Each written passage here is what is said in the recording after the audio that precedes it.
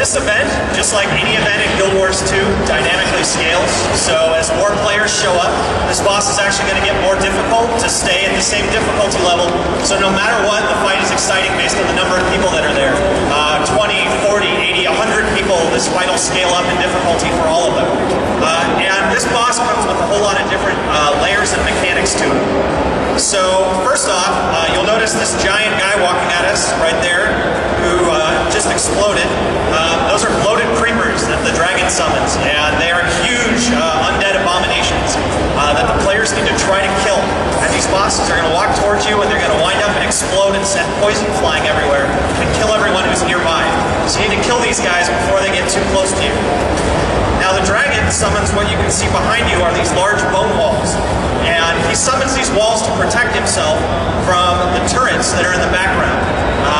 So players want to destroy these walls here, so characters manning the turrets can actually get direct shots at the dragon. So there in the distance you're going to see there's some turrets that players are manning, and they can use these to fire at the dragon and do large amounts of damage to it.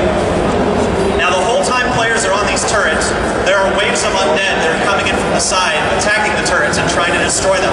So another group of players needs to organize together and actually actively defend the turrets while people are fighting on the turrets, while another group of players is blowing up the bone walls, and another group of players is taking out the bloated creepers that are coming at you. Now during all of this, there are also guys who are repairing the turrets if they get destroyed, and players need to defend those guys and help resurrect them if they die to keep them alive.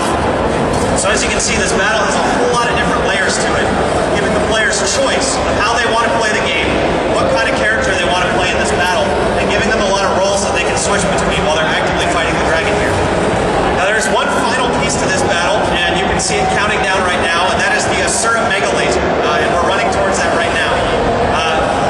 At certain intervals of health, the Mega Laser begins to charge up, and it unloads onto the dragon if players are able to defend it, and the dragon is now stunned, and he stays stunned for about 15 seconds, and all the players can run up, unload a whole bunch of damage on him, and then they need to get back out of there by the time the dragon recovers.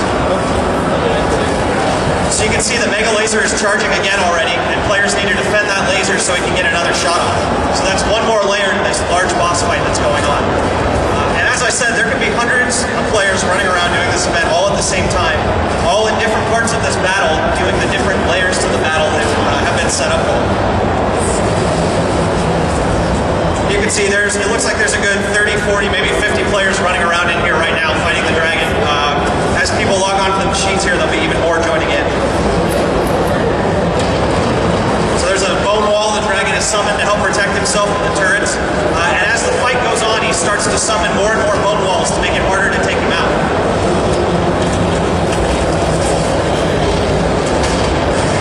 So when he flies up in the air like that, he drops a bunch of little poison balls on the ground, and that's where the bloated creepers rise up out from, and they start marching forward towards the players who need to take them out.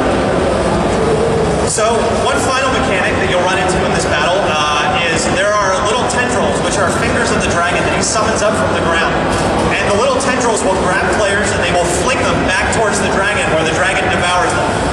So here's one of those there. And so players need to try to destroy these so that they don't get flung off the turrets back by the dragon. And more of these start to show up as the battle progresses as well.